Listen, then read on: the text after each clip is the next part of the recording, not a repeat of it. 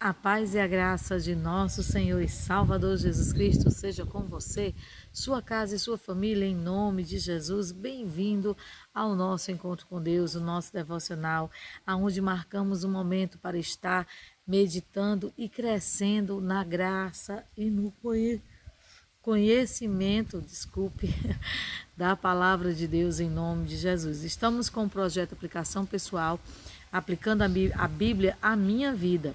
Então, em nome de Jesus, se você quer entender toda a escritura ali de Gênesis a Apocalipse, acompanhe o nosso projeto em nome de Jesus. Eu sei que hoje nós vivemos o tempo da graça, o tempo onde Jesus estabeleceu, aleluias, glória a Deus, a sua igreja na terra, a sua noiva.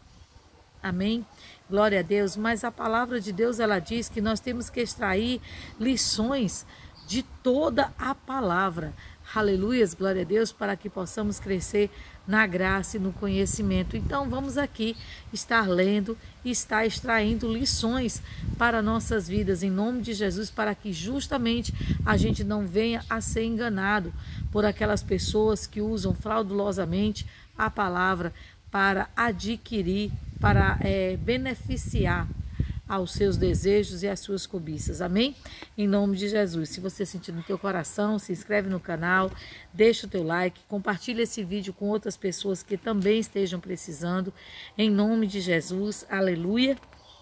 E lembrando que nos comentários você pode deixar, ali o seu pedido de oração, você pode deixar o seu testemunho ou algum questionamento a respeito de alguma palavra que você leu ou não entendeu, em nome de Jesus. Amém? Hoje nós vamos estar lendo o capítulo 20, o penúltimo capítulo do livro de Juízes, em nome de Jesus. Amém? A palavra diz assim: por causa disso, todo o povo de Israel, desde Dan, no norte, até Berseba, no sul, e Gileade, no leste, se reuniu em Mispa. Eles se reuniram na presença de Deus, o Senhor, como se fossem uma só pessoa. Os chefes de todas as tribos de Israel estavam presentes nessa reunião do povo de Deus. Havia 400.000 homens a pé, treinados para a guerra.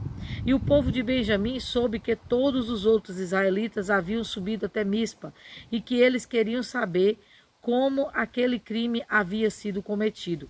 Então o levita, marido da mulher assassinada, explicou, o levita, da concubina: cheguei com a minha concubina a Gibeá, no território da tribo de Benjamim, para passar a noite. Os homens de Gibeá vieram de noite e cercaram a casa. Eles queriam me matar. Em vez disso, abusaram da minha concubina e ela morreu. Então eu peguei o corpo dela, cortei em pedaços e mandei um pedaço para cada tribo de Israel. Aquela gente cometeu um crime horrível no meio do nosso povo. Todos vocês que estão aqui são israelitas. Vamos resolver agora o que devemos fazer. Todo o povo de Israel se levantou ao mesmo tempo e disse: nenhum de nós, nem os que moram em casas, nem os que moram em barracas, voltará para casa. Vamos escolher alguns homens para atacar Gibeá. A 10ª parte dos homens de Israel vai arranjar comida para os que vão lutar.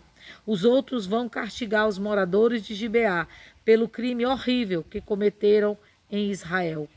Então todo o povo de Israel se reuniu como se fosse uma pessoa só para atacar a cidade de Gibeá. As tribos israelitas mandaram que mensageiros fossem por toda a tribo de Benjamim e dissessem: que crime horrível vocês cometeram! Exigimos que vocês nos entreguem agora esses homens imorais para que nós o matemos. Assim tiraremos esse mal do meio do povo de Israel. Mas o povo de Benjamim não deu atenção aos israelitas. Eles saíram de todas as suas cidades e foram para Gibeá, a fim de lutar contra o resto do povo de Israel. Naquele dia eles convocaram das suas cidades 26.000 homens soldados. Depois os moradores de Gibeá reuniram mais 700 homens especialmente escolhidos, que eram canhotos. Qualquer um deles poderia atirar com funda uma pedra num fio de cabelo sem nunca errar. E os outros israelitas que iam lutar contra a tribo de Benjamim reuniam-se 400.000 soldados treinados. Aleluias.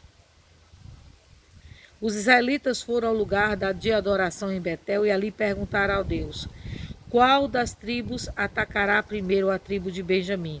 O Senhor respondeu: a tribo de Judá. Na manhã seguinte, os israelitas subiram e acamparam perto da cidade de Gibeá.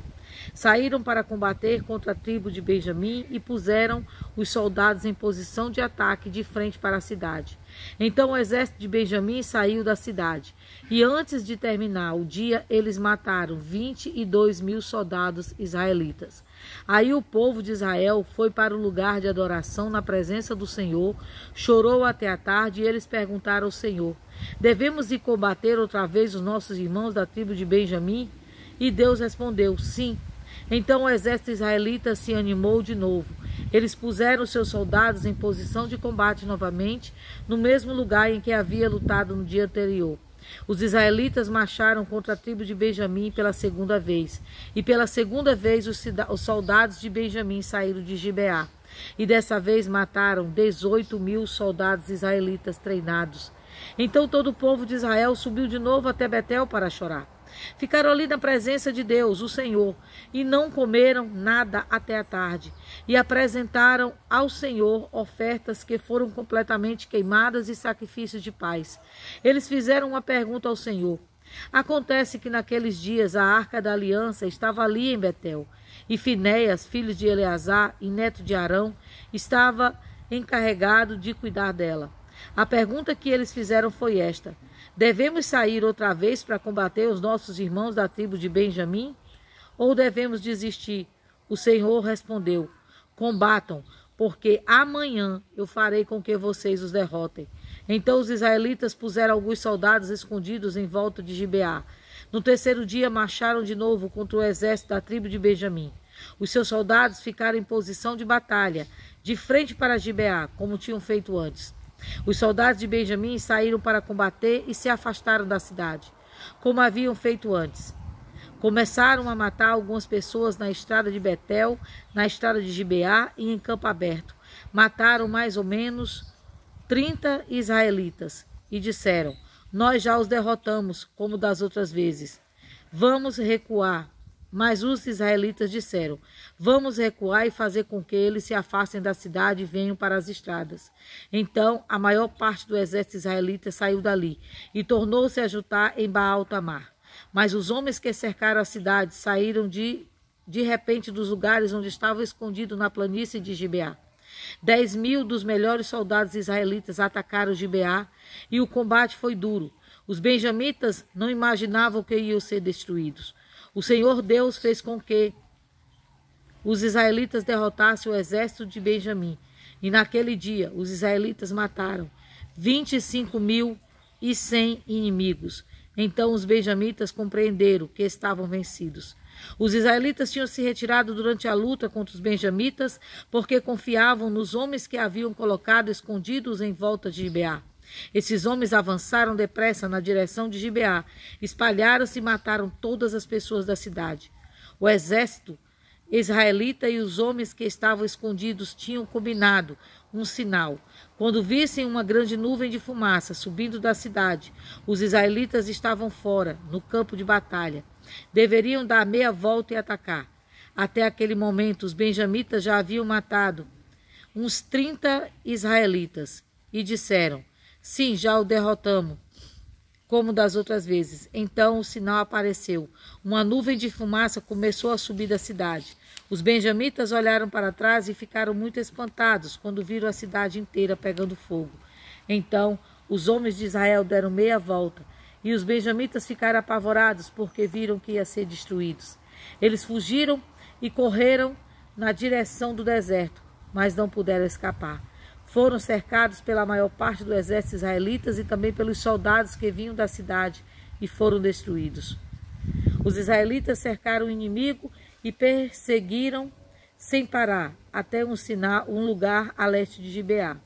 E os iam matando pelos caminhos. 18.000 dos melhores soldados benjamitas foram mortos. Os outros fugiram na direção do deserto para a rocha de Sirrimon. 5.000 foram mortos nas estradas. Os israelitas perseguiram o resto, assim mataram mais 2.000 homens. Ao todo, 25.000 benjamitas foram mortos naquele dia, todos eles soldados valentes. Porém, 600 homens fugiram para o deserto, para a rocha de Rimom, e ficaram lá 4 meses. Os israelitas atacaram os restos dos benjamitas e os mataram, tanto homens como animais, os destruíram, tudo o que encontraram, e queimaram todas as cidades da região. Aleluias, glória a Deus. Bendito seja o nome do Senhor. Aqui nós podemos ver, meus irmãos, o quão triste pode ser o resultado de um pecado. Nós estamos vendo que aqui os israelitas, ao saberem, né, como a gente leu o capítulo passado, aquele levita, ele saiu para buscar sua concubina e ficou numa cidade ali de Benjamim, né, do povo de Benjamim, e eles tentaram abusar daquele homem, né, e fazer tudo de ruim. Porém, aquele homem entregou a sua concubina para que ela fosse abusada e fizesse com ela o que bem entendesse. Ali fizeram maldades extremas com aquela mulher, abusaram, a ponto de deixá-la semi-morta na porta aonde aquele homem estava hospedado. E ali, quando ao amanhecer do dia, o levita, ele abre a porta e vê sua concubina ali morta, ele a coloca sobre o jumento, sobre a sua condução, leva para casa e lá parte a mulher em 12 partes e reparte, né, envia para cada tribo de Israel. Isso, logicamente, gerou uma revolta muito grande no povo, porque os israelitas, a eles era, sim, autorizado estarem guerreando contra outras nações, mas jamais contra seu próprio povo. E ali foi o próprio povo que fez aquilo. E aquele homem, como que clamando por vingança, né, pediu à nação de Israel não o extermínio do povo de Benjamim. Ele pediu o quê? Que aqueles homens que tivessem feito aquilo com a concubina, eles fossem entregues para ser mortos. Mas o que esse povo fez? Eles acoitaram o erro desses homens e tomaram as dores deles, e por conta disso foram lutar. Uma tribo foi lutar contra as outras 11. Nós vimos que na primeira e na segunda batalha, as 11 tribos, elas perdem para a primeira tribo. Mas na última batalha, quase é exterminada a tribo de Benjamim. Ali sobram alguns homens, porque eles tinham promessa, não poderia todos serem exterminados. Mas que lições podemos tirar dessa palavra? Em nome de Jesus, aleluias. Essa palavra, ela nos ensina que jamais devemos acobertar erros, porque um erro, ele sempre tende a chamar a outro pior. Um precipício, ele chama outro. Um cego leva outro para um abismo. Aleluias. Então nós temos que entender, aqui a palavra, ela não está nos motivando a fazer vingança, a fazer justiça com as próprias mãos. Não, o ensinamento que nós extraímos dessa palavra tão somente é de que nós temos que ter cuidado com o pecado. O pecado, ele precisa ser exterminado. As pessoas que cometem os pecados, elas precisam ser advertidas para que elas se arrependam, para que elas não cometam mais. Você vê que algumas traduções da Bíblia chamam aqueles homens homens de Belial, homens do inferno, homens de Satanás. Aleluias. Ali eles estavam exterminando que o mal tinha que ser tirado do meio da congregação. Mas hoje nós entendemos, aleluias, glória a Deus, através da palavra, que nós não devemos nos vingar. Aquele que se levanta contra a tua vida, aquele que tenta te destruir, aquele que tenta te colocar por terra, você tem que clamar por essa vida. Entre em guerra através da oração, entre em guerra através do jejum, para que você seja quebrantado e você ouça a voz de Deus. Para que essas pessoas que se levantam contra a sua vida, essas pessoas que maquinam, que fazem o mal contra você, elas sejam tocadas pelo Espírito Santo, elas venham se converter, elas venham se arrepender dos seus pecados e elas venham endireitar os seus caminhos. Essa palavra não está dizendo que nós devemos buscar a vingança. Essa palavra não está dizendo que nós devemos buscar o erro, que nós devemos consertar o erro com o outro. Não, essa palavra está dizendo que o mal precisa ser tirado do meio de nós. E como é que se tira o mal do meio de nós? Através da oração, através da busca, através da rendição, através da intercessão. Porque quando você intercede, você clama pela vida de alguém. Esse alguém, ele é tocado por Deus de alguma forma. E Deus, ele não vem para matar, para destruir. Esse trabalho é de Satanás. Satanás, ele veio para roubar, matar e destruir, mas Jesus veio trazendo vida e vida em abundância. Então nós temos que entender que quando a gente lê essa palavra, ela nos traz ensinamentos maravilhosos. O primeiro é que um mal, um abismo chama outro. Nós não podemos estar cobertando os erros que estão em nós, mas nós precisamos endireitá-los. O meu filho faz algo de errado, é meu filho, eu vou acobertar. Não, você não tem que acobertar, você tem que conversar, você tem que instruir, você tem que mostrar que ele precisa se arrepender desse mal, porque esse mal vai levá-lo à destruição. Assim como um esposo, assim como o melhor amigo. Às vezes são pessoas que nós temos ao redor de nós, pessoas invejosas, pessoas que maquinam o nosso mal e a nossa destruição. Nós temos que orar para que Deus a destrua? Não. Nós temos que orar para que Deus as converta. Nós temos que orar para que Deus os quebrante. Aleluia, glória a Deus. Você vê que Paulo, ele era um perseguidor do povo de Deus. E ele se tornou, aleluia, aquele que também pregava a palavra. Aleluia, aquele que também levava a palavra, aquele que também levava a boa semente. É isso que nós temos que entender. Você é instrumento de glória. Você é luz para dissipar as trevas. Você é cura aonde há enfermidade. Você é esperança aonde há desespero. Você é sal aonde está insípido. Você é a luz. Porque a luz do mundo habita em ti, o Espírito Santo habita em ti, então em teu coração não pode haver sentimentos que há naquelas pessoas que não têm o Espírito Santo. Ore por elas. Irmão, mas essas pessoas que fazem isso também são pessoas que se dizem convertidas, que se dizem servir a Deus. A palavra de Deus diz que se conhece a árvore pelo fruto. Você conhece quem é a pessoa pelas suas ações. Se ela se diz que é cristão, mas não é, ore por ela. Meus irmãos, a solução sempre está na oração. Sempre está na busca, sempre está no clamor, sempre está na dedicação de nós estarmos clamando pelas vidas. Porque é a oração que nos alcançou. Se você hoje serve a Deus, porque a oração te alcançou. Se você hoje serve a Jesus, a oração te alcançou. Então interceda. Não murmure contra essas vidas. Não fique remoendo dentro de você o que essas pessoas fazem de errado contigo. Porque no próprio instante que você fica remoendo dentro de você as coisas más que as pessoas fazem, sabe o que é que acontece? O teu coração se contamina. Você fica cheio de ódio, de rancor, de sede de vingança. Não permita isso entrar no teu coração, porque você é lavado e remido no sangue de Jesus. E Jesus, ele disse, eu vim para trazer vida, eu não vim para matar. Eu vim para resgatar e não para julgar. Deixe que cada um colhe o fruto. Mas uma coisa é certa, o Senhor, ele tem um plano perfeito na tua vida. E esse plano não é plano de destruição. Muitas vezes você ora, você intercede. A nossa guerra é através da oração. E você vê que aqui no primeiro momento da guerra eles perderam. No segundo momento da guerra eles perderam. Mas cada vez que eles perguntavam para Deus, Deus diz, não desista, continue, vai.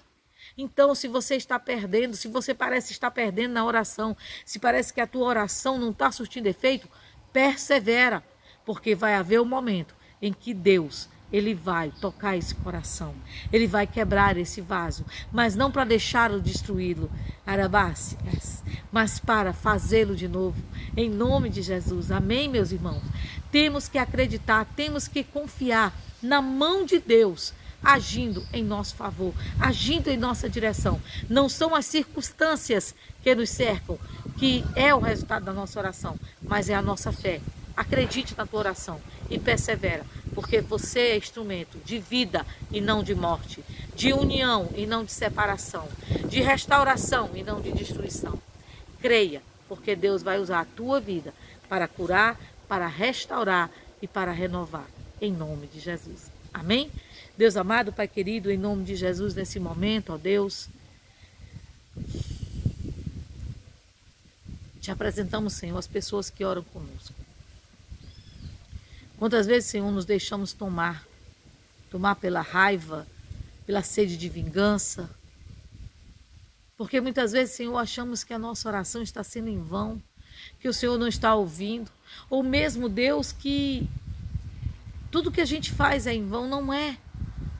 Pai, quebranta nosso coração, Senhor, porque se nós não estivermos com o coração quebrantado, jamais alcançaremos, jamais estaremos intercedendo pela vida de ninguém, Senhor. Então nos ajuda, Pai, nos ajuda a levantar, nos ajuda a interceder, nos ajuda a amar aqueles que nos perseguem, a clamar por aqueles que nos caluniam e a ter um coração, Senhor, como o teu, que naquela cruz pregado, o Senhor olhou com um olhar de misericórdia para eles e depois olhou para o céu e disse: Pai, perdoa porque eles não sabem o que fazem.